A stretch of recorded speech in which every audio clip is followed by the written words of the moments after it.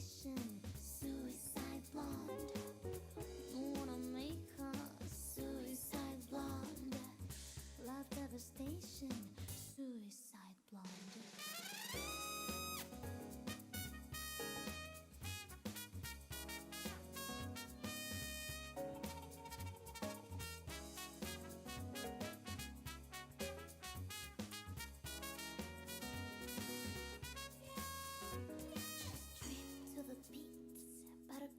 Stayed on, white light everywhere, but you can't see a thing. I just squeeze, a mad, sad moment. Glory to you, take me there.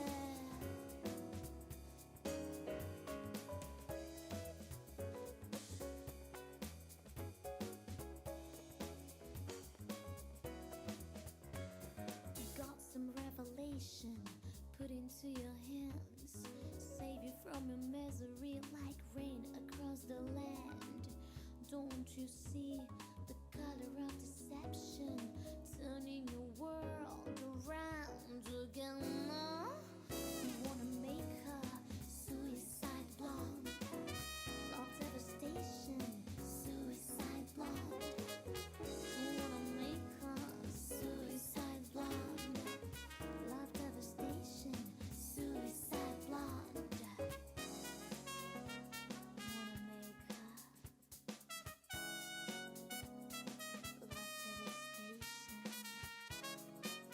devastation blonde. Suicide blonde.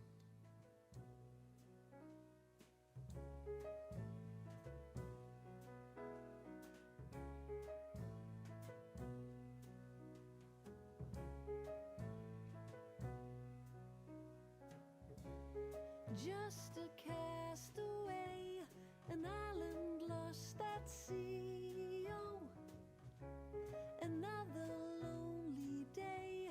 There's no one here but me. Oh, more loneliness than any woman could bear. Rescue me before I fall into despair. I'll send an SOS to the world. I'll send an SOS to the world. I hope that someone gets my, I hope that someone gets my, I hope that someone gets my message in a bottle. My message in a bottle.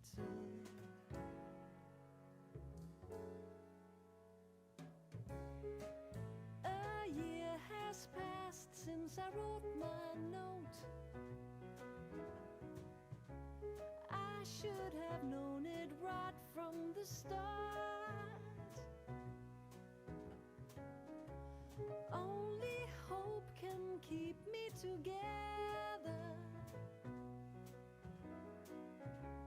Love can mend your life, but love can break your heart. I'll send an SOS to the world. I'll send an SOS to the world. I hope that someone gets my, I hope that someone gets my, I hope that someone gets my message in a bottle. My message in a bottle. My message in a bottle, yeah. My message in a bottle, yeah.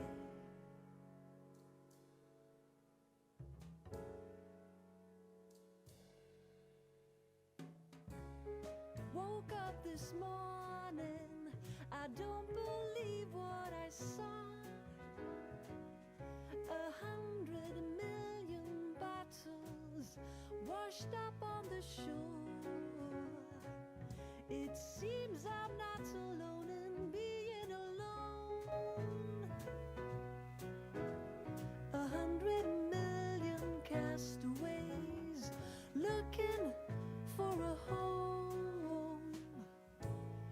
send an SOS to the world.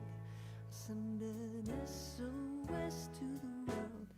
I hope that someone gets I hope that someone gets I hope that someone gets my message in a bottle. My message in a bottle, yeah. Oh, oh, my message in a bottle, yeah, yeah. My message in a bottle, yeah.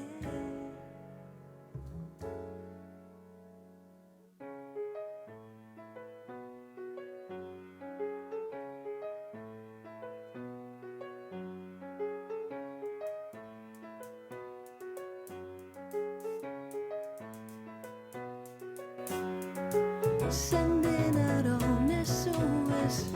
I'm sending out on SOS. I'm sending out on SOS. I'm sending out on SOS.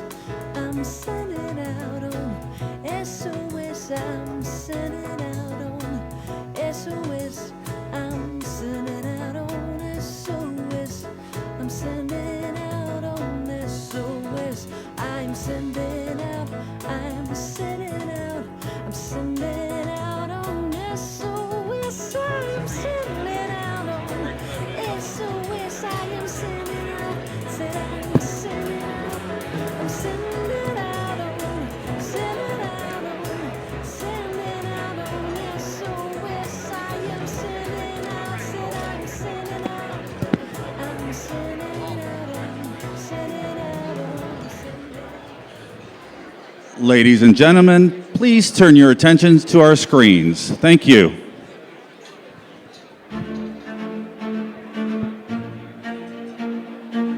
For nearly a century, the Better Government Association has investigated official wrongdoing. In 2021, we are more committed than ever to fighting corruption and waste, fighting for transparency, advocating for reform, and mobilizing the public to demand change. Behind many of our stories are broken promises, unequal treatment, and gaps in services for the disadvantaged. So today, the BGA focuses its investigations on underserved communities and neighborhoods harmed by government actions or inactions. We are reaching out to communities that are news deserts to forge partnerships, engage citizens, and bring untold stories and perspectives to light. We fight to defend and expand the Freedom of Information Act and push for meaningful ethics reform. In a new approach, we are beginning to pursue investigative reporting aimed at identifying solutions to the problems we reveal. We are diversifying our staff and our perspectives, thanks to generous lead donors who established our Fund for Illinois Investigative Reporting. By exposing wrongdoing, advocating for reform, and mobilizing the public to demand change, the BGA makes an impact. The work is time-consuming and expensive, but we get results. And with cutbacks in legacy newsrooms, the BGA is needed now more than ever. That's why we need you. Demand better from our government. Support the Better Government Association.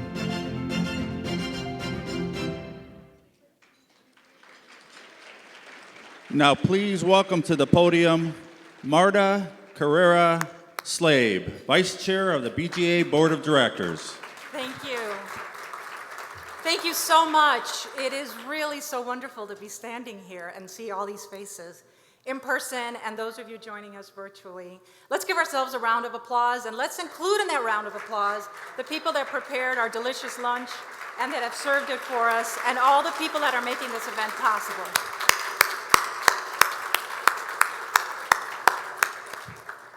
So thank you for being there.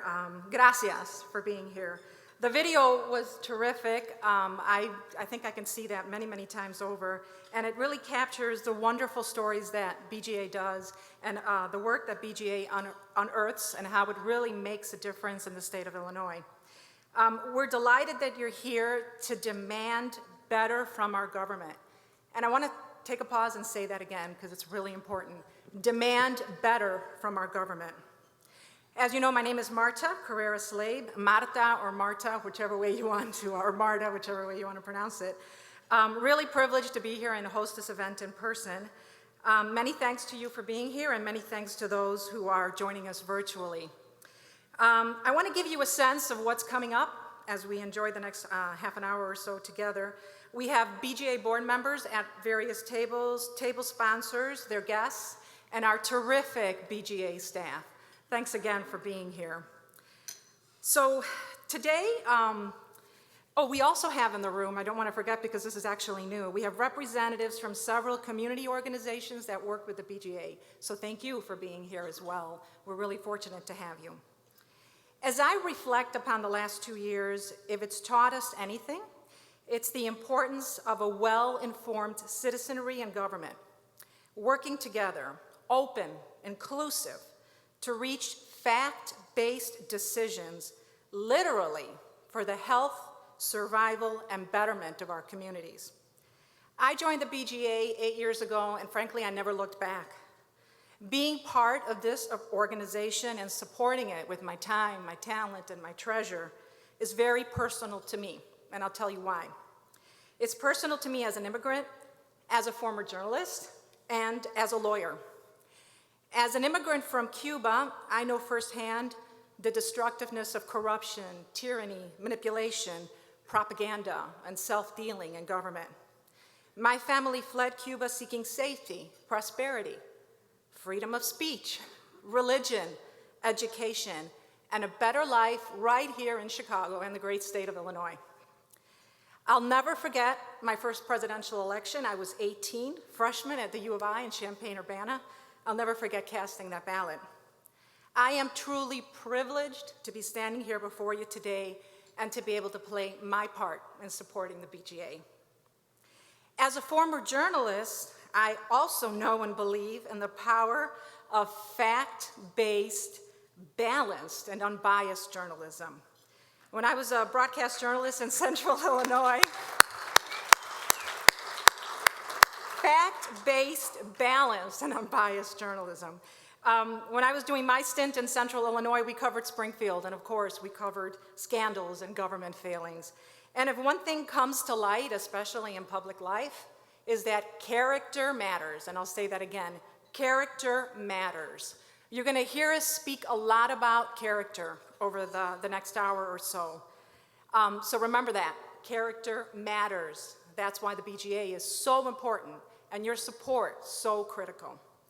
So character is reflected in the life of our Daniel L. Goodwin Watchdog Award recipient, the late Jim Mabie.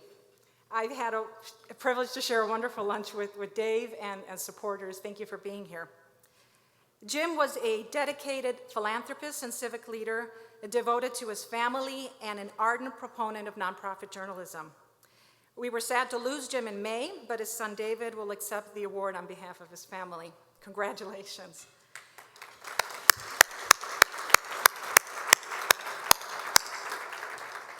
You're also going to get a chance to meet Paulette Dodson. Paulette is BGA's board chair. She's an incredible legal professional, mentor, and friend. And Paulette, heads up, I'm going to embarrass you because I'm going to say more about you when I get to introduce you.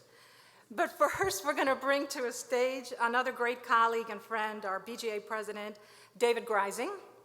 David will share with us how the BGA is responding to the challenges of holding government accountable in a state and city where, let's face it, there's room for improvement. We've got some good government actors, but we certainly could be doing a lot more. So please join me in welcoming to the stage David Greising.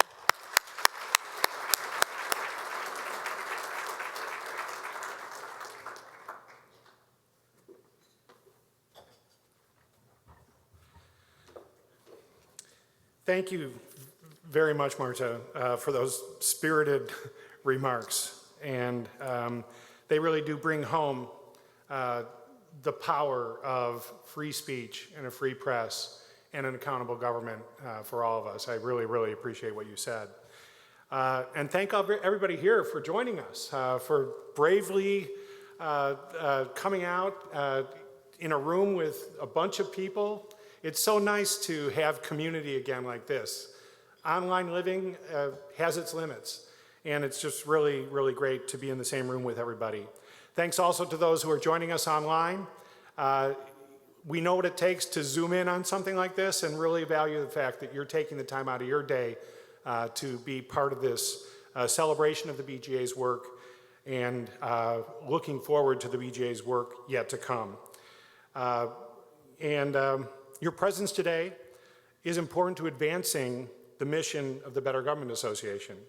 Our luncheon provides nearly a third of the BGA's annual budget. We are honored and grateful you're here, both in person and streaming along, for your unwavering commitment to the BGA and our mission. I also want to thank the BGA staff and board members who are in attendance, in addition to Marta and Paulette, as well as some of our journalism and community partners. We have a large contingent of them, and we wouldn't be the BGA without the work that we do together in partnership with you. So thank you very much for being part of this important work. Let's have a hand for that whole crowd.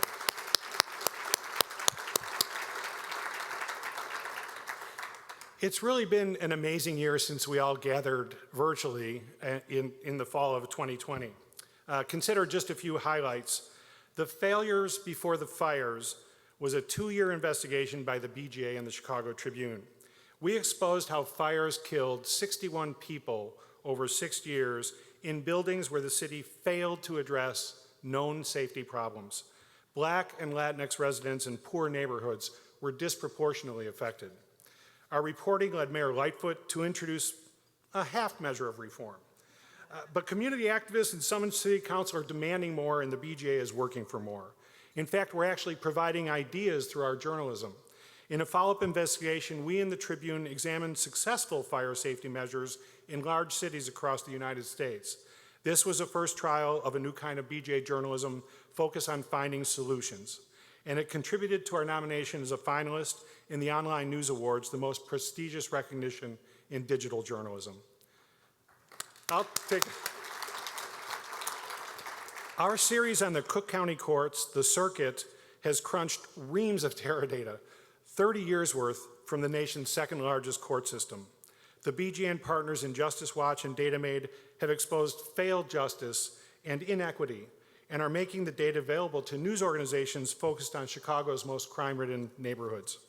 On the policy side of the BGA, our comprehensive plan for ethics reform set the standard for the legislature's spring session. Unfortunately, the legislature didn't go along with much of it, and we have more work to do as the 2022 session begins with new leadership in the State House. Our legal strategy produced results. The BGA fought successfully in state court and also pushed Chicago's City Council to prevent destruction of police disciplinary records, a very important issue in today's society. Our years-long lawsuit seeking records from Navy Pier, Inc. this year earned a favorable Illinois Supreme Court ruling.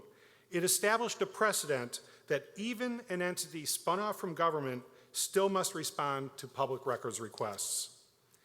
The ever-increasing need to hold government accountable in Chicago and across Illinois is not happening in a bubble. It is coupled with the accelerating decline of legacy media. The BGA's response to these two challenges will define us as we approach the BGA's 100th anniversary in 2023. We have an obligation to get stronger as others in Chicago struggle, filling the need to hold government accountable. The BGA staff and board over the last year have developed a strategic vision for the future that meets the measure of this moment. We are redefining the BGA in ways that will enhance our impact on all the communities we serve. The times call on us to be creative, ambitious, and proactive. They demand that we develop new sources of support and build earned revenue in order to sustain our growth. Piece by piece, we are meeting the challenge by building new approaches to what we do. We are doubling down to cement our role as the leading source of deep dive investigative journalism focused exclusively on Illinois government. And we are expanding the scope of BGA reporting to include enterprising, quick turn investigations. Our coverage of Loretto Hospital with Block Club Chicago is a case in point. The decline of legacy media has hit statewide news organizations particularly hard. The BGA is jumping in. We exposed how southern suburbs with predominantly black residents have caved in to Amazon's predatory demands for tax subsidies. And we have followed the fate of the Prairie State coal plant in southern Illinois. A key next step is our focus on solutions reporting. The fires follow-up showed the BGA is uniquely suited to apply the rigor of investigative journalism to examine the effectiveness of reforms in Illinois and across the country. We also are adapting to changing news consumption habits. Newsletters, podcasts, public events, and an upgraded digital presence will help make this happen. Listen, if you will, to this trailer of our first limited series podcast, The Madigan Rule, to get a feel for the power of audio storytelling. I think it's a story more about Chicago than it is Mike Madigan. Michael J. Madigan is the longest-serving State House Speaker in American history. This podcast is his story, told by those who know him well. He made the rules, he made the laws. The question is whether or not he ever went past them. Is he the last legacy of the machine? The entire House stood up, Democrat and Republican, and booed me for 3 minutes. A standing bovation, led by Madigan. If I was the governor and I was going to have to do something tough, I sure want him as speaker to try to help get it done. And he said, Bruce, I do two things. I manage power and I make money from managing power. I'm Justin Kaufman. Join me and the Better Government Association for this limited podcast called The Madigan Rule.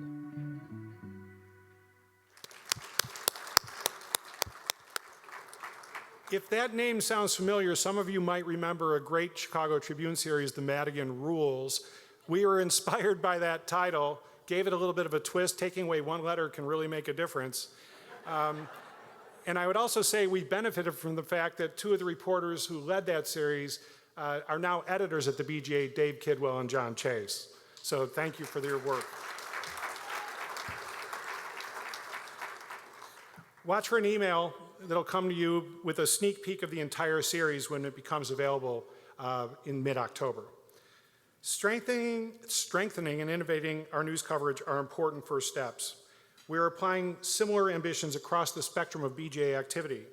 Our civic engagement team is actively reaching into communities, growing our role as a trusted source of relevant, accurate news about government and its effect on people's lives. The BJ's policy team will seek out elected officials and others willing to work for reform. Over time, our policy efforts need to grow in parallel with our expected investment in news. We will redouble our push for ethical and open government, access to records and meetings, and safe and secure voting for all qualified residents. A little more than a year ago, facing the first wave of the COVID-19 pandemic, the BGA staff and board reckoned with the real possibility of a diminished future. But thanks to the generosity of people with us here today and online, and to the importance of our mission and our work, we have turned that on its head. Today, the BGA is in a strong position. We are stepping forward in places where our work is most needed. We are building a BGA with the potential to have more reach, more impact, and more resources to advance our mission.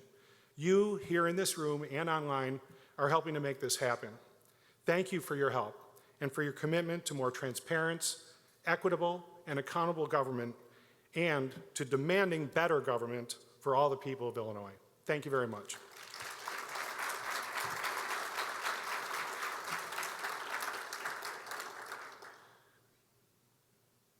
And let's see, I've lost the script here.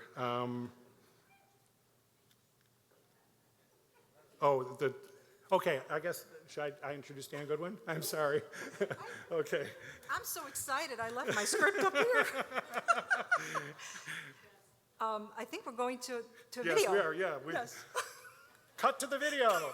This will be Dan Goodwin, a loyal BGA supporter, a former vice chairman of our board, and the namesake of the benefactor of the Daniel L. Goodwin Watchdog Award, which recognizes the person in Illinois who has made the greatest contribution to investigative journalism and the cause of accountability reporting in the state of Illinois.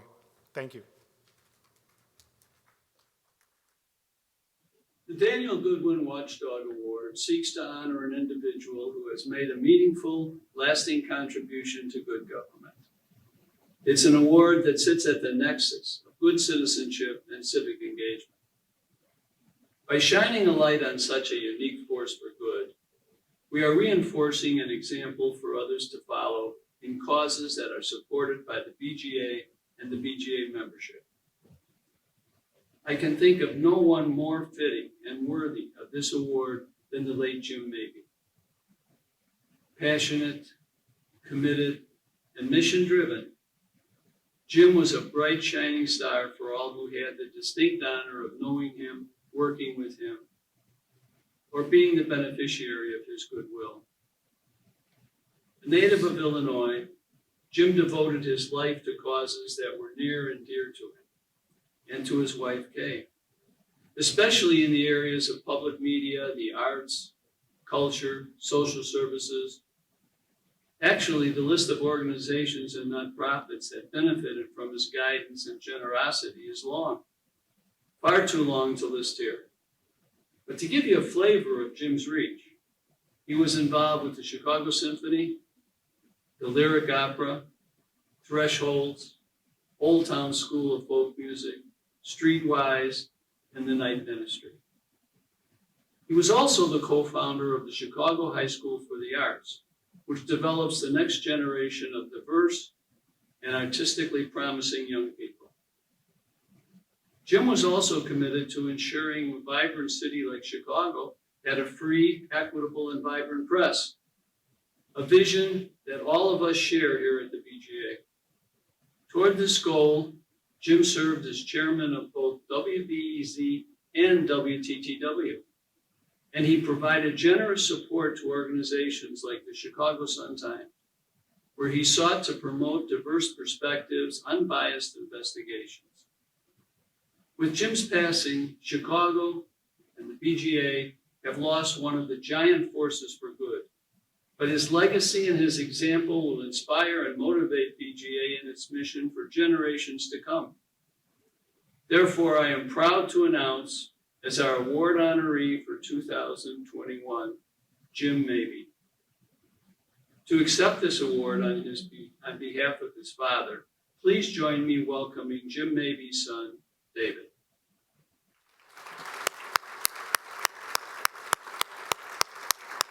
Thank you so much. And David, why don't you come back up and join me too? That was terrific. Thank you, Dave. Thank you, David, especially to you, David, and the Mabie family for joining us in honor of our friend, Jim Mabie. We are truly honored, and my colleague Dave is also going to come up here and present the award. Thank you so much. Thank you, Marta. If I can just add to what Dan said, on a personal note, Jim Mabie is somebody that I knew going back for more than 10 years when I was first starting to start the Chicago News Cooperative, looking for somebody in the Chicago business community who might support the idea of starting a digital journalism startup when the Tribune under Sam Zell was going in a direction that a lot of the readers did not appreciate. Jim was the first business leader to sign on, and was a great supporter of that effort. And at the BGA last year, when we had the idea of starting the Fund for Illinois Investigative Reporting to dedicate resources to investigative journalism, Jim was one of the lead and first donors, really with just one phone call and an ask for help. And so this is, for me, a heartfelt thanks to a man who's had a great contribution to journalism in Chicago. Congratulations, Dave. They're going to take a picture of us.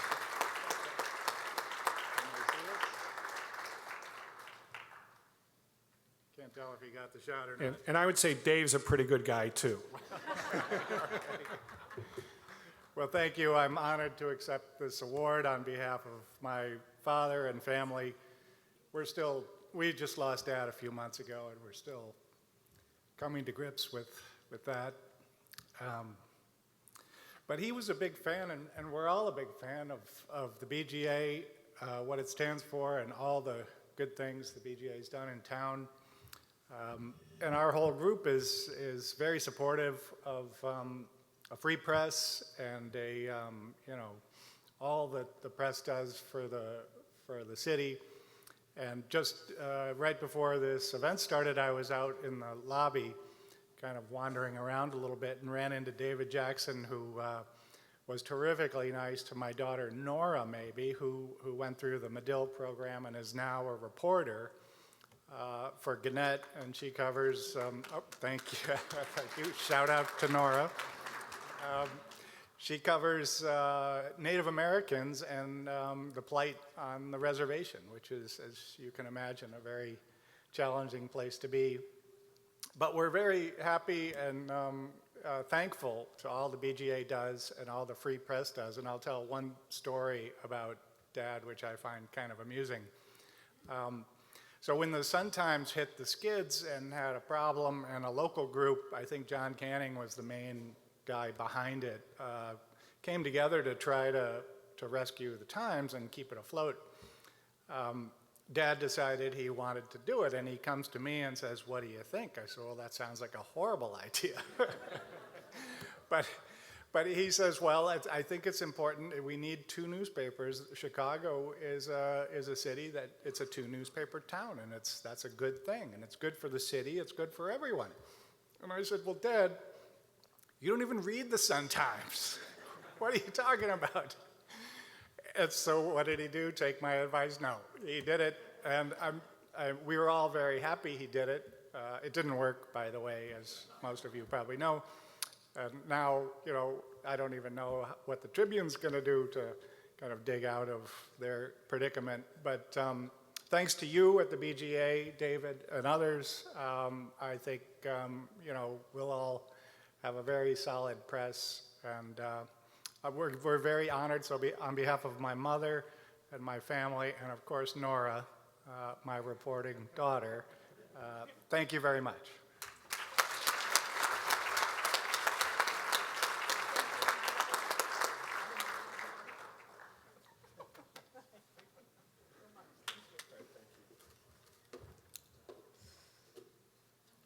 Thank you so much.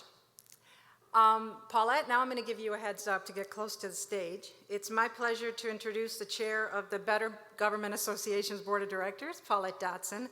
Paulette is the General Counsel and Corporate Secretary at Allied Solutions, an independent benefits administrator. She's held leadership positions at PetSmart and Sara Lee, and spent 15 years at the Chicago Tribune as Assistant General Counsel of Publishing. As chair of BGA's board, Paulette is bringing vigorous leadership and a vision for an inclusive, broad-based approach to bringing better government to Illinois. Okay, so that's the formal introduction of Paulette. I just want to share real briefly a few personal comments. Years ago, when I was a novice lawyer in private practice, I had the honor and privilege to work with Paulette while she was at the Tribune. You couldn't ask for a better role model, leader of the BGA board. Her guidance is analytical, mindful, and provocative. She provided me with opportunity, bringing me into key meetings, inviting me to her home when you didn't even know me. We're talking about character. Paulette lives and breathes character. She never hesitates to speak up for those who don't have a voice, does it with grace and conviction, and has, let's face it, the courageous conversations that we are really so lacking these days. So Paulette, it is my privilege to bring you up to the stage.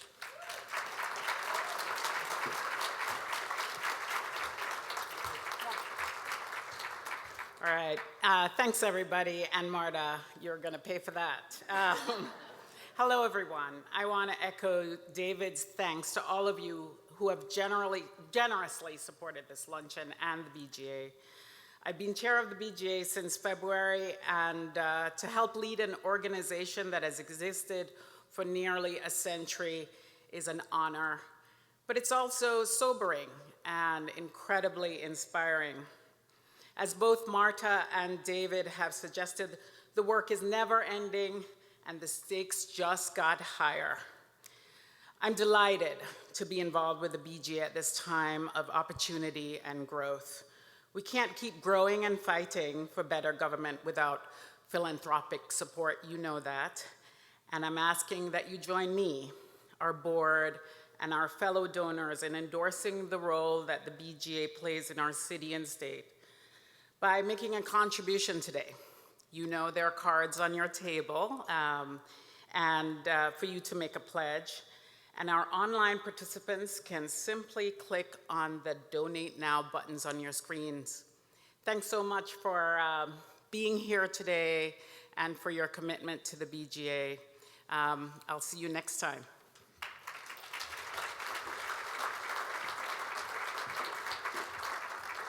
Thank you, Paulette. Thank you, David. Thank you, Dan. Thanks all of you here in person and online. Please do remember to give what you can. So, okay, now let's get to the main event.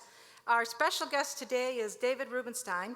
David has zeroed in on the question of character for years in his interviews of historians, artists, business, and political leaders for broadcast conversations on PBS and Bloomberg TV. David is the co-founder and co-chair of the Carlyle Group, one of the world's largest private investment firms. He is also a noted philanthropist and author of 3 books focused on American leadership. His ties to Chicago date to his years at the University of Chicago Law School and continue through today as a member of the Board of Trustees. Please, a big round of applause, welcoming 2 Davids to the stage, David Rubenstein and David Greising.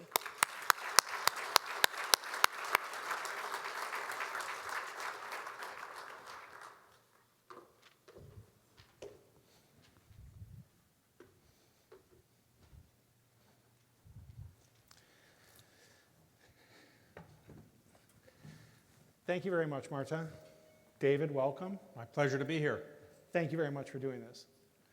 I'm a little psyched out because David Rubenstein is famous for the fact that he does these lengthy, in-depth, well-structured interviews with icons of history and politics and government and business, and he brings no notes. Here I am, I've got 3 pages of notes. I'll try to do my best. I thought about... You can throw away the notes. You don't need them. It won't be much of an interview without that. But it is a crutch. I read your theory that it works better without. Is that right? My theory is that you have better conversation when you have eye contact. And when you have the papers in front of you, not to... They'll be the judge of this, yeah. The inevitable human reaction is to look down. Right. As soon as you look down, you are conveying to the audience that you have a script and it's not a conversation. That's my theory. Not everybody agrees with it. Right. I have the same view on speeches. So my view on speeches is the same thing. Look at the audience. Don't look down at the notes and throw away the notes. If you have them there, you'll look at them. If you don't have them there, you won't look at them. But let's see what happens. I wish I had the courage to just like put the damn thing down. But let's give it a go. Okay. Okay. So I wanted, first of all, to start with a comment. Our theme of character matters. I had the honor last night of going to the dedication of the building that David's name is on down at the UChicago campus, the Rubenstein Forum, which is a phenomenal new building. And David and I had a few minutes to talk, and he said, yeah, the Prime Minister of India had called and wanted to have lunch, but I was committed to you guys, so I came. It's true. I can see Modi anytime. I can't come here anytime, right? So that's the essence of character, living up to your commitments. I did want to ask about the forum. It's a spectacular building, in my view. Blair Kamen, the former Chicago Tribune architecture critic, referred to it in an overall favorable review as a bunch of stacked boxes. How much input did you have to the design? How involved were you with any of that? Well, normally when you give money to a university for a building, they thank you and they invite you to the dedication, and that's about it. And maybe that's the appropriate way to do it. In this particular case, the person who was executive vice president, David Fithian, who's now the president of Clark University, he kept coming to see me in Washington all the time, every couple of months. Is this design feature okay? Is this change okay? I said, look, you decide it, because I'm not really an expert in it. So I wouldn't say I had any contributions that were valuable. I gave them my points of view, and they did a really good job. It's really a work of art. It's much better than a building. I've been involved in a lot of buildings, and this one is really a work of art. The architect did a spectacular job, and when you see it, you have a great view of Chicago from the top floor, but it's something that the university didn't have, which is a conference center, where you can have meetings from all over the university there, and it's also places where there was a restaurant there, and there's also, we have some great artwork from Ken Griffin and other things that are there. So it's going to be a destination place, and anytime you build something that's a little different, this building has some architects saying, well, maybe it looks like a stack boxes. The buildings become iconic after a period of time. It's rare that somebody says an iconic building is iconic the day it's built. So the Eiffel Tower was considered a monstrosity when it was built, and it's still hanging around there. So I suspect this building will in time be seen as one of the better buildings on the campus, but I can't claim that I had any credit or deserve any credit for it. I didn't pick the architect. I didn't really do anything. I just, agreed to what they wanted to do. Right. Well, in my view, it is a great building, a great venue, and nice views. Let me ask a little bit about your philanthropic work. You, of course, you get a lot of attention for what you call patriotic philanthropy, which I think you've said is really about 10% of what you do. And that includes the purchase of the Magna Carta, a copy of the Constitution, the Declaration of Independence, some of the key documents in the history of this country. There was some conversation with Hannah Gray last night in the panel that you ran with no notes. And she talked about visiting you, I think, 4 or 5 times before she got you to yes. And yet, I believe that the Magna Carta, you heard it was going up for auction, you bought it the next day. And I think you've moved pretty quickly on some of your others. So is there a different viewpoint when you're investing in something like a university building as compared to an article of historical importance? It's rarely the case where a university president and or development person will come to you and say, can you give us a large sum of money? And the person will say yes right away. Because if you do, they will realize they didn't ask for enough money. They should ask for more. So on the building, Bob Zimmer did come to me a couple times and talked about it, and I wasn't sure I wanted to do it. I was more deeply involved in a couple of universities at the time. But ultimately, I concluded it was a good idea, and so I said, okay, I would support it. It takes a little time to think about it. On the Magna Carta, sometimes in life you think about things and you think about them so much that you overthink them, and sometimes you make the wrong decision. Sometimes I've overthought things and I missed opportunities. I overthought investing in Facebook and I thought it wasn't going anywhere, so I didn't do that. I overthought investing in Amazon and I didn't make that mistake. I made a mistake in not investing in it. So in this particular case, I just happened to go to view the Magna Carta, and the curator told me at Sotheby's it was going to be sold the next night. And I wasn't a buyer then of the historic documents, but she indicated, maybe a very clever salesperson, by the way, it's going to leave this country. There's 17 extant copies. It's the only one in private hands, and it's the only one in the United States, the only one that will ever be in the United States. And of course, it was the inspiration for Declaration of Independence. So maybe a very effective sales pitch. So I said, okay, I'm going to make sure I buy it and to keep it in the United States. So I did, and I won the auction, and now it's in the National Archives. So I did it quickly. And I wanted to ask, you've got these great documents and you've contributed them back to the public sphere. If you were to keep one in your basement that you could just go visit every once in a while, which one would it be? Well, they're all documents. Let me explain why I'm doing this. It's not because I like to spend money buying documents. We don't really know much about history and civics in this country relative to what it used to be. So it used to be the case that people had civics courses and American history courses. You can graduate from any college in this country without taking an American history course. And the civics situation is so bad now that I'll give you an example. People who are, anybody is a naturalized citizen here? Is there any naturalized citizen? Okay. Naturalized citizens have to take a citizenship test. Under our law, there are 100 potential questions. You get to take 10 of them. They'll give you 10. If you're over 65, they'll tell you which 10 they're going to give you. And you have to pass 6 out of the 10. 91% of the people who take that test pass, 91%. The same test was more or less given recently, about 2 years ago, to 22 million Americans who are native born. And you can see where this is going. In 49 out of 50 states, a majority of Americans couldn't pass the basic citizenship test. Only in one state, Vermont, could a bare majority pass. And so my theory is that we ought to educate people a little bit more. The theory of representative democracy is that you have an informed citizenry. And if you have an informed citizenry, hopefully you'll get a better government. Right now we have a relatively uninformed citizenry by traditional standards. So one of the modest ways I'm trying to do something, and there are many people doing things in this area, I'm just very small, is if you have a historic document, people will maybe go see it. So you can see what's in the Declaration of Independence by looking online. We all know what the words are. You don't need to go see the original Declaration or the original Magna Carta.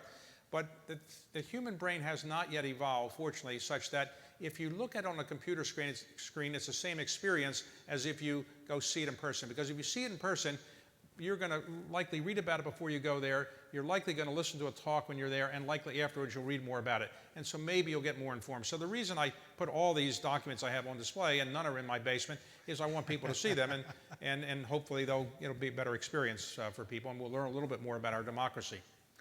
Thank you. Thank you for that.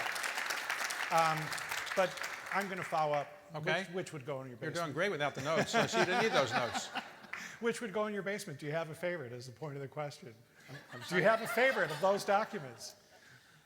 Well, the Declaration of Independence I own probably more copies of them than any other citizen for whatever reason. I've been obsessed with buying rare copies of them, so I have a lot of them all on display. None are in my basement. But that's a document that carries the creed of this country. So Thomas Jefferson wrote this more or less at the age of 33. He was on a committee of four others, Benjamin Franklin, John Adams, among others on it. And he was 33 years old. He didn't really want to be there. His wife was ill. He wished he was back in Virginia. And they gave him 17 days to explain why we're going to break away from England if we do. And so naturally, like most humans, he said, well, I'm busy buying things, I'm shopping, I'm doing other things. He didn't actually get around to writing it until 3 days left. So he had 17 days, it takes the last 3 days. And he writes this document, somewhat plagiarized today, we would call it that. But in it, he has a sentence that nobody paid attention to very much at the time. The key things in the Declaration were, what are the sins of King George? And what are we going to do about it? Break away. The preamble was ignored, more or less. But in there is a sentence that became the creed of the country. We hold these truths to be self-evident, that all men are created equal, that they're endowed by their Creator with certain unalienable rights, that among these are life, liberty, and the pursuit of happiness. Now, why is that such an important statement? Nobody paid attention to it at the time. Well, and remember, he wrote this even though he had 2 slaves with him, and he owned 200 slaves. How can he say all men are equal? What he actually meant was all white Christian men are more or less equal if they have property. That's what he really meant. He was not in favor of slavery, but he didn't think it was realistic to get rid of it. But we've taken this sentence, and it has become the creed of what the country's about. Equal opportunity and treat people equally. And other governments around the world, when they have revolutions, they go back to the same statement. So that's why that Declaration of Independence is so important, because it became the creed of the country. Remember, when Lincoln gave his famous Gettysburg Address, what did he say? 77 years ago. He was referring back not to the beginning of the country, but to the Declaration of Independence. 77 years ago, our fathers brought forth on this continent a new nation, conceived in liberty and dedicated to the proposition that all men are created equal. The concept of equality, while we haven't lived up to it, is one that is the creed of the country. I've just come out with a new book which talks about what the American experiment is about, and how we had these documents at the beginning of our country, Declaration of Independence and the Constitution, and we've tried to live up to the creed with lots of challenges and problems over the years, but we're making progress on it. So to answer your question, the Declaration of Independence, it's not a legal document, not the effect of the Constitution, but I think that's the one document that really stands for what we theoretically are about in this country. Thank you. That's interesting. So you weren't always a successful private equity investor and collector of historic artifacts and benefactor of universities, et cetera. You started out in Baltimore, the son of a postman and a homemaker. Right. Living in a city that was very segregated, block by block segregation, if I'm not mistaken. How were you shaped by growing up in Baltimore? Well, everybody is shaped by how they grow up. So my parents were not college or high school educated. They had a very modest salary. My father worked in the post office. I was their only child. And in Baltimore, well, in the Supreme Court in 1948, there was a case called Shelley v. Kramer, which said that you can't have mortgages that discriminate against you because of you're black or Jewish. In other words, you're not allowed to have a restrictive covenant in a mortgage. But Baltimore never quite got the word.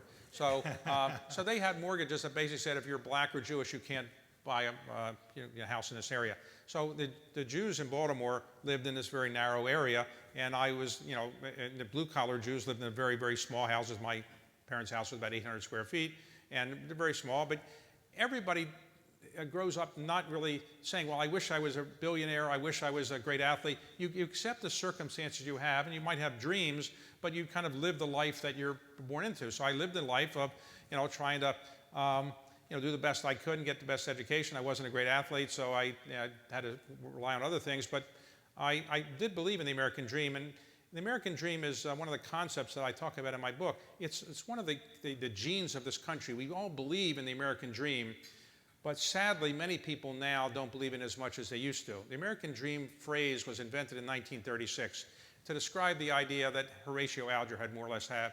You can rise up from modest circumstances and achieve anything in this country. More people believe in it who are immigrants to this country than people who were born in this country.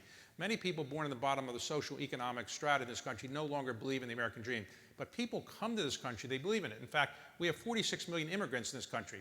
They didn't come here because they just thought their life would be worse. They came here because they thought life would be better, and they really believe in the American dream. And I believe in the American dream. And I got lucky in life. And, the truth is I was probably going to be a lawyer. I was interested in politics and government. And I came to law school here because of a scholarship. But I was destined to be a lawyer. I worked at Paul Weiss, where your father was somebody that he gave me some projects from time to time. Ted Sorensen, who was a great advisor to President Kennedy, and I was inspired by Ted Sorensen and want to go into government. And that was really what I expected to do, was go into government and bounce around as a lawyer back and forth in government. But because we lost the election to Ronald Reagan in 1980, who I never thought we could lose to, because I said to President Carter, he's 69 years old, he's too old to get elected president. Nobody that old. I didn't realize he was a teenager by today's standards. And so we lost, and I had to go back and practice law, and I wasn't that good at it, so I did something else. And I tell young people all the time, experiment, try many different things. If you're not good at something, you won't be able to really, if you don't enjoy something, you won't be great at it. Nobody ever won a Nobel Prize hating what they do. You have to love it, and I didn't love the practice law, and it obviously didn't love me.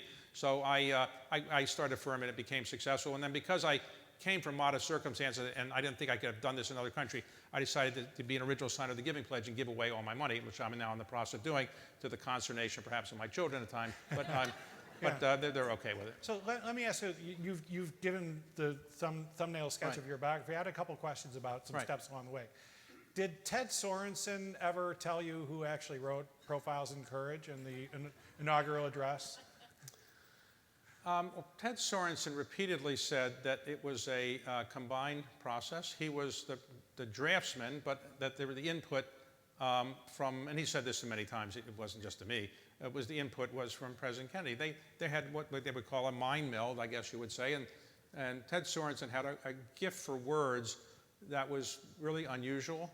And if you take a look at the books he wrote of his own, he just has a way with words that was unique. And so the inaugural address is something that he would always say he worked on it collaboratively with President Kennedy, and the same with Profiles in Courage. And so that's what he said. We'll take that. I actually read your exit interview from when you left the Carter White House. Okay. And one of the things that I hadn't really seen before was that during the campaign, when you were working to elect the peanut farmer from Georgia, one of your jobs was to basically what I think today, and you tell me, and maybe it's not quite right to characterize it this way, almost like opposition research, that your job was to put the Gerald Ford paragraph in every speech that Carter... This was in 1976. I was hired to go down in the general election campaign after I was working for Birch Bayh, who was running for the presidency in 1976. I thought he'd get elected, pretty qualified, I thought. It didn't work out. So I got an offer to go work for Jimmy Carter in the general election campaign. I went to work for Stuart Eisenstadt. And, they didn't really know much about Gerald Ford or Robert Dole. So they assigned me the task of making sure I knew their record. And so we compiled their record, which is fairly standard. It was all public information. And then basically, in the debate preparation and so forth, we'd say, well, Gerald Ford, you said this, but here's what you did. Or Robert Dole, you said this, here's what you actually did. So yes. Right, and your work ethic is famous. I think I read in one of the profiles of you that at one of your vacation homes, that there's a sign up, I'd rather be working There were rumors that you actually lived at the White House when you worked at the White House. And of course, you became famous for dining out of the vending machine. Right. And I've wondered, what was your favorite vending machine meal? Well, what I said was machine food is underrated. But no, at the time I was single. I was 27 years old. The White House had no dining facilities at night, so there was no White House mess at night, and there was no such thing as delivery service in those days. So if you went out to a restaurant or went somewhere to get food, you could lose an hour of time. So I basically went to the vending machines and had dinner. It was okay. Look, I was compelled to, if you're 27 years old, come from modest circumstances, and you're working in the West Wing of the White House, you're advising the President of the United States, what more do you really want to do? So it was great fun, and I highly recommend something like that for somebody to find something young in life that they're really excited about. But so I did spend long hours there, and I enjoyed it. I don't regret any of it. And you went back to law for a little bit and again decided law was not your calling. And at that point, some private equity firms were starting up, and there's been a debate about Carlyle in particular. Carlyle, one of the things you did immediately was to recruit high-profile former government officials, Frank Carlucci, who else? Jim Baker, George H.W. Bush, et cetera. The other thing that was going on in private equity then was that pooled funds were coming about when previously private equity firms had kind of raised money on a deal-by-deal basis. The third factor was the role that you played as, I'm told, kind of the salesperson for the firm. Right. So in order of, what was the contribution to the success of Carlyle in proportionate amounts of those three things? Well, okay, so when we started the firm, it was tiny, and we had no money, and we barely raised $5 million to get going. And in any organization, you have to figure out what you're going to do to contribute. My partners had MBAs, and they knew more about investing than I did. So I said, I'll help raise the money. So that I took on that responsibility, which I wasn't qualified for, but they didn't want to do it, so I did it. I realized that if I called you up in those days and said, would you like to talk to me about investing in Carlyle, you'd say, well, never heard of Carlyle, and who are you? But if I'd say, well, we're having dinner and Jim Baker is going to speak about the world, you might come. So it was not a brilliant idea that was original. It was just you have prominent people who can draw people to an event, just like you try to draw people to an event. You will draw these people, and then eventually, if they get to know you better, and if your track record's good, they might invest with you. So I was using those people to kind of bring people in and get us to have a better name recognition. It worked reasonably well, except that we had at one point prominent people. George Herbert Walker Bush, an incredibly nice man. I didn't know him before. Jim Baker, a very powerful man in Washington. John Major, the Prime Minister. Frank Carlucci, Secretary of Defense. But then when George W. Bush was elected, and I didn't think he would be elected, he had been on one of our boards, and I didn't think there was a lot of presidential material there. So one time I gave an off-the-record interview saying, look, if you asked me to name 100 million Americans qualified to be president, he wouldn't have been in that 100 million. I thought it was a joke at the whole thing. It turned out it was in the front page of the New York Times before the election. And so I saw him afterwards, and I said, I'm sorry about that quote. He said, what quote? I said, it was the New York Times right before the election. He said, I don't read the New York Times. What would it say? I said, never mind. But so what happened was, after he was elected, to my surprise, George Herbert Walker Bush said, I'm going to stop from being affiliated with you. But then he got tired of not being affiliated, so he came back and did some events for us. And then we got blamed, in fact, for the Iraq War, because when the Iraq War happened, people said, well, you were responsible because you have Bush and Baker. So ultimately, I had to go to those people and ask them to retire. And I brought in Lou Gerstner, who was then leaving as the CEO of IBM, to be our chair. So to answer your question, those people were probably helpful in getting us known to people. But in the end, the track record is the most important thing. If you have an awful track record, people aren't going to give you money. What happened was in 1978, the Carter administration, I had nothing to do with it, finally said that pension funds can invest in private equity or alternative investments, which are then considered not too risky by the Labor Department. And so that's when the pension funds started pouring in and beginning to put a lot of money in private equity and began to grow from a very modest business to a gigantic one. So you've talked about life as sort of three phases, right? The early years, the middle years, which you were just talking about, and then the last chapter. Right. And I think you've referred to the chapter that you're in as the sprint to the finish. Well, what I said, you're referring to, in the introduction to my book on leadership, I said that life has 3 phases. The first phase is, when you're training to be educated and so forth. And there, all of you have experience. There's somebody in your high school class who's a superstar, and, there's a great athlete. But in the end, if you take a look at it, how many people who are Rhodes Scholars, Supreme Court clerks, president student government, whatever it might be, all American athletes, how many of them in the second third and third third of their life lived up to the potential? Now, you point out Bill Clinton is a rare example, he's a rare right? case, because usually if you won a Rhodes Scholarship, that was thought to be the highest point of your life, because everything would be down from there. He was elected president. But I try to rationalize how I wasn't that big a deal in my first third of my life. I wasn't that successful at anything, and how I got more successful in life. So maybe that was a rationalization. But I have said that what I'm doing now is what I call sprinting to the finish line. And by that I mean, I'm now 72 years old, an age that's 3 years older than Ronald Reagan. I thought he was too old to get out of bed in the morning. And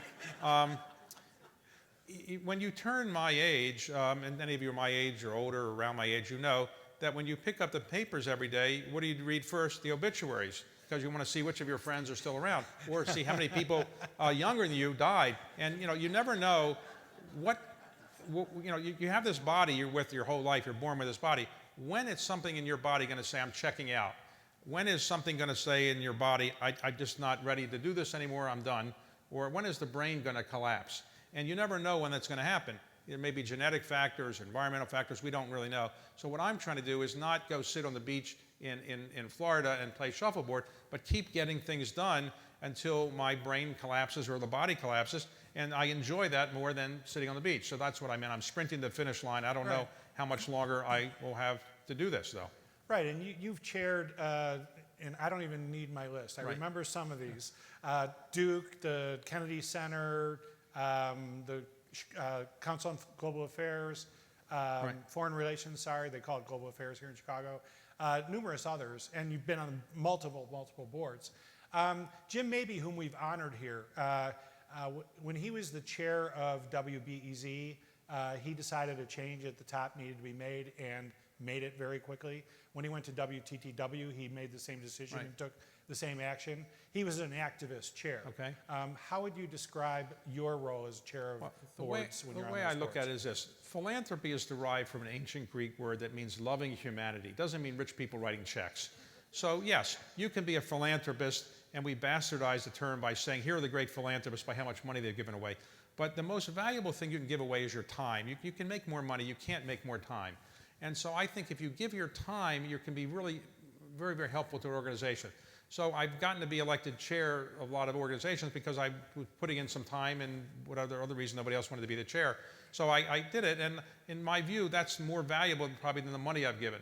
So I enjoy it. I mean, when I was chair of the board at Duke University, if you go to Duke University, you're on a scholarship, nobody's ever paid attention to you when you're at Duke, and you wind up as the chairman of the board. Of course, people were saying, I didn't even know he was in my class. I was so unknown then. But it's a great feeling to go back and be the chairman of the board of your alma mater, university, and you can actually get things done as chairman of the board. So I've done that, and I enjoy doing it. And also, when you get a certain age, you want to keep your brain active. So if you're chairing boards, you got to be reasonably active, or otherwise people will, not let you stay as the chair of the board. So I enjoy doing it, and at this point in my life, I'm doing everything I enjoy. I mean, book writing or television, I enjoy all of this stuff. I'm not doing anything I don't enjoy. And besides book writing, you're doing a lot of book reading. If you're keeping up your pace of about 6 books per week, you're in a more, you're a co-chair or a executive chair of Carlyle, so maybe the Carlyle work is not quite as compelling. I know from this experience, preparing for interviews, I don't know how many interviews you do a year, but that's a lot of work to be prepared to do an interview like that. I'm curious especially about the book writing or book reading. Do you, at the end of the year, do you even remember all the books that you read? Well, I think I remember the books I read. I can't remember every detail of them. But the trick of it is this. I do a lot of, I'm a big believer in literacy. I came from modest circumstances. I said my parents were not big book readers, and I got a library card. It was a big deal to me. And so my world expanded by reading. And so I do read an enormous amount of books, not novels so much, I would say, mostly nonfiction. And the trick is this, I'm not reading physics textbooks. I'm reading books I know something about the subject matter. So I'm reading history, business, politics, or biography kind of things. And so I can get through the books pretty quickly. But the trick is this, I'm interviewing authors all the time. So when I interview authors, I feel it's a courtesy to read the book. So I kind of, as a force feeding me to do it. But I also am a big supporter of literacy causes because 14% of the people in this country are functionally illiterate. They can't read past the 4th grade level. And I don't mean because they come from another country and they can't read English. They can't read their native language either. And so this is a sad problem. And there's no easy solution to income inequality. If I had it, I would have been in Iowa and New Hampshire. I don't know what the solution is. But surely education is one of the factors, and reading is a key factor. So I am trying to promote the idea through the Library of Congress and other things I do that we should get more people to be more literate and be able to read, and that those people who can read should read more. 50% of Americans have not read a book in the last 5 years. Wow, wow. Let me turn back to UChicago for a minute. Okay. Just going back to your board role. UChicago is a really interesting case study of a university in an urban environment, and as such, it has issues that not every university has to deal with. One is in the current context of current discussions about policing. UChicago has its own police force. The Chicago Police Department does not go on the campus in the nearby neighborhoods. This has been a cause of some discussion, especially since the shooting in 2018 of a student who was having a mental breakdown by a UChicago cop. What do you think of this defund the UChicago police movement, and should UChicago consider turning back its policing powers to the city of Chicago? Well, in the late 1950s, the University of Chicago, when it was then being confronted with urban decline, as it was then called, and decay, actually looked at moving out of the city of Chicago. The university decided to stay and kind of improve the neighborhood if it could, and spent enormous amounts of money trying to improve the surrounding areas and to reduce crime. But as we all know, reducing crime is not an easy situation. It has to do with demographics and a whole variety of other socioeconomic things that no one university can control. University has spent a lot of money trying to make the place safe. We have children from young adults and faculty members and staff from all over the world, and you want to make sure they're going to come to this great university, and they're not going to come if it's seen as unsafe. All universities struggle with to what extent that the local police should get on the campus or not. Other universities I've been involved with have had the same struggle. I think defunding the police is a phrase that is meaningless in the sense that nobody I know of who's a serious policy person thinks that you should eliminate all police and not have any funding at all, because that would produce a lot of chaos. So I think what defunding the police really means is making the police more responsible and making certain that the money that they do get is used in responsible ways. In terms of the campus, right now we have a fair amount of cameras around, but it's not as completely covered as the city of London. London, anytime anything happens, everybody knows about it because they have cameras everywhere. We don't actually have that completely on the University of Chicago campus. Some people would like more cameras. Some people don't think we want more cameras because of invasion of privacy. It's a challenging area for sure. President Obama, when he picked his library location, he could have picked many different places. He picked part of in Jackson Park. It's maybe a less complicated area than the one he might have picked. The university is still very committed to improving the neighborhood, but there's no easy answer. If we had the easy answer, we would have done it a long time ago. As a person who appreciates history, what do you think of the Obama Center building on a Frederick Law Olmsted masterpiece there in Jackson Park? Well, presidential libraries are, unusual things. FDR had the first one, and now every president has had one. They used to be inexpensive. Lyndon Johnson raised $6 million for his. Jimmy Carter's cost $20 million. Bill Clinton $250. George W. Bush $500. This one's going to be over $1 billion. The reason they're expensive is not the library. The library doesn't really exist much anymore. Libraries, everything is is digital, so there's no paper anymore in the library. And this library will have no papers. The reason that they're expensive is that, one, people want to have presidents want to have a museum that says things about them, but that's not the biggest cost. The biggest cost is what presidents want to do is have a foundation and have an endowment for that foundation that will enable them to do in post-presidency what they did in the presidency, using the model of Jimmy Carter to some extent. Carter's run around the world in many different things with a relatively modest endowment, but he has an endowment. And I think President Obama wants to have an endowment that will fund all the things he wants to do. So as to the location, you know, that's very complicated. I wasn't on the board, I wasn't involved in it, but I think it's a good thing that he came back to Chicago. He had entreaties to build it in New York or other places, and I think Hawaii even, yeah. Hawaii and Right. New York, and he had really great opportunities there. So I think it's a good thing for Chicago, and I think it'll be a good thing for University of Chicago as well. Right.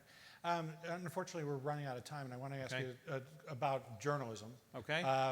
You took a look at the Washington Post, I believe, when Right. it was up for sale, and another one, I guess, you decided not to. I'm curious to know, being a Baltimore native, Stuart Bynum was one of the people who was trying to organize an effort to purchase either the individual newspapers from Alden Global Capital, the Right. hedge fund that controls that company now. You would have been a natural person to approach. Did you take a look at the Baltimore Sun or the Tribune Publishing deal writ more large? The Washington Post, I'm a gigantic newspaper reader. I read 5 or 6 every day, and I read them not online. I like to buy them, but you know, the copies that you can carry around. The Washington Post was offered to me before it was offered to Jeff Bezos, or at least that's what they said. Maybe it wasn't, but there were Did they try to get you bidding against each other? No. But they offered to me on a certain deal, and the way the deal was structured, it would seem awfully expensive and complicated. It was a mistake not to have done it because it turned out it was a great deal. But just to be very serious about it, Jeff Bezos has an infinite amount of technology experience that I don't have, and a lot wealthier. So he has poured money in that I probably couldn't have poured in. Well, he's made it really work fairly well. But you know, I wish I had done it because it would have been fun. In the one you're talking about, Stuart Bynum did reach out, I guess, to me to see whether I wanted to help on that effort, and I just decided it was just too complicated. I had other things I was doing. So he was originally just trying to buy the Baltimore one and make it into a nonprofit, and then he decided to buy the whole thing. But I did not look at it. I just thought it was too complicated for me to get involved in at the time. Do you think the business model for commercial journalism is broken for good? No, because look, the New York Times and the Washington Post are working now because you can get people to pay online. The trick is advertising used to be everything, and classified advertising was the key. Then when Craigslist came along, the classified advertising kind of went away, and then advertising kind of went digital. So if you're only getting advertising now as your business revenue model, you're not going to work. So you have to get digital subscriptions, and obviously there's some digital ads, but and the New York Times and the Washington Post are doing okay. I don't know whether the country can support, you know, the local newspaper in every city anymore. They may have to go to the nonprofit model. In your latest book, and this will be my last question, in your latest book, you talk about the 13 genes that enabled the United States to resist the Trump insurrection, get through the election, and put a duly elected president in office. You mentioned the right to vote, freedom of speech, freedom of religion. Freedom of the press did not make that list of 13. It's in the First Amendment. Okay, so you included freedom. Well, I had a survey by Harris Corporation, and they said the freedom of speech was the most valuable thing that Americans have. That's what the survey of Americans said. Freedom of speech is merely the freedom of press as well, in my view. So I thought it was kind of linked together. It's somewhat different, but remember, the First Amendment is designed to let people both say what they want, but it's also to block the government from prohibiting you from saying certain things, with the exception of national security kinds of issues. But look, I think what happened on January the 6th was a really sad situation. We came close to a coup, and if some people hadn't acted the way they did, I think we could have gone the other way. I dedicated the book to the public servants who preserved our democracy. Really, I mean the judges. 65 cases were filed, and 65 cases were thrown out of court. The only fraud was the fraud of the people who were filing these claims, really. So I think that was a good thing because, and I think it came about because our commitment to the rule of law, civilian control of government, was so strong that they overcame the tendencies that some other countries would have had to have a military takeover. So, and that is the good news. And as I say in the book, we went through a severe stress test. And that stress test we passed, but it was narrow. And for example, had the Vice President of the United States not done what he had done, and he just said, I'm not certifying anything, you could have gone to the House of Representatives. In the House of Representatives, under the Constitution, each state gets one vote. and their majority Republican delegations are Democratic, so it could have gone another way. It's not a pleasant situation, but anyway, let me just conclude by saying I want to thank everybody for your commitment to the BGA, because all of you and the BGA is trying to make government better. Government has its imperfections, as we all know, and we would like to make it better. And my view is that when you commit to organizations like this and support it, you're doing what I would call a patriotic act. So, giving back to your country is one of the highest callings that you can do. People don't say, I want to die for my neighborhood, I want to die for my school association. But people are prepared to die for their country because the country means so much to people. And we obviously have a lot of people who have died for this country defending our rights. And I think to the extent we're going to survive for generations and have our country still be great, we need to have people committed to giving back to society and calling out the things that are really destroying the democracy. And I think the BGA does that. And I remember from my times in law school that there were many things that the BGA did in that time that got a lot of good attention. I remember the incidents I was probably telling you about before. I'll close on this. When I was a law school student here, one of the big scandals was that it turned out that if you were a taxpayer in the city, in the state, you had to write out your check to the auditor. His name was Paul Powell, I think it was. And you didn't write out the state of Illinois, you wrote Paul Powell. And it was tempting, and so apparently when he died suddenly, they went through his the apartment in Springfield, and he had a lot of cash. Shoe boxes.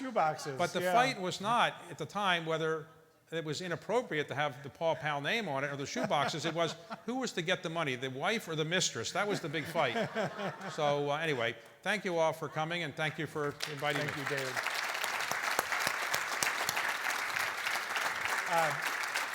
I'll just talk for 2 seconds. Thank you very, very much for doing this. Thanks for this great conversation. I really appreciate it. So you didn't need the notes. It was a little scary, but I've gotten through it. And thanks for what you do in your philanthropy and your leadership of UChicago. It'll be very important going forward. I just want to say it's just been great to spend this time with everybody in this room. I think that, if anything, based on what David just said, the passion for the work of holding government accountable, of demanding what we as residents of this state deserve, is what fills the people who work for the BGA, fills the hearts of our partners, fills our community partners, and really fills those of you who are supporting our work. We very deeply appreciate it. We couldn't do it without you. It was great to see you here this year, and we hope to see you back in a 600 or 800 person room next year around this time. Thank you very much. That was weird. Thank you.